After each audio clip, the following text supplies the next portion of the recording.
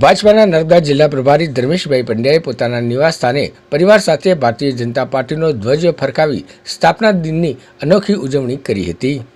6 April 1980ના શુભ દિને આદરણીય શ્રી અટલ બિહારી વાજપેયીજીની આગેવાનીમાં રાષ્ટ્રની ઉન્નતિ, પ્રગતિ, એકતા અને કલ્યાણ હેતુ માટે રોપાયેલું બીજ એટલે ભારતીય જનતા પાર્ટી। આજે વડાપ્રધાન નરેન્દ્ર મોદીજીની આગેવાનીમાં પાર્ટી મોટી રાજકીય પાર્ટી તરીકે પ્રસ્થાપિત થઈ છે।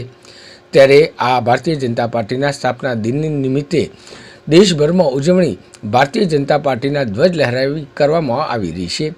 ત્યારે ભાજપાના નર્મદા જિલ્લાના પ્રભારી ધર્મેશભાઈ પંડ્યાએ પોતાના નિવાસસ્થાને પરિવાર સાથે ભારતીય જનતા પાર્ટીનો ધ્વજ ફરકાવી આ સ્થાપના દિનની અનોખી ઉજવણી કરવામાં આવી હતી।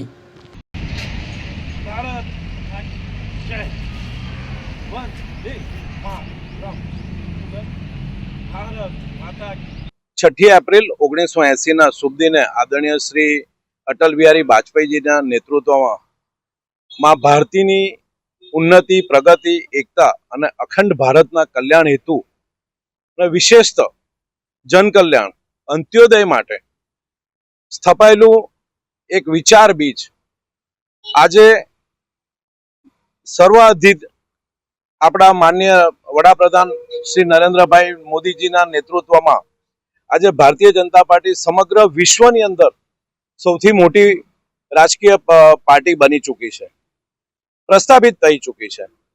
देशनी राष्ट्रीयवादी नागरिकों तथा तमाम आगेवानों साथी कार्यकरों ने आजना शुभ दिन की खूब खूब शुभकामनाओं हूँ पाठवुं छुं।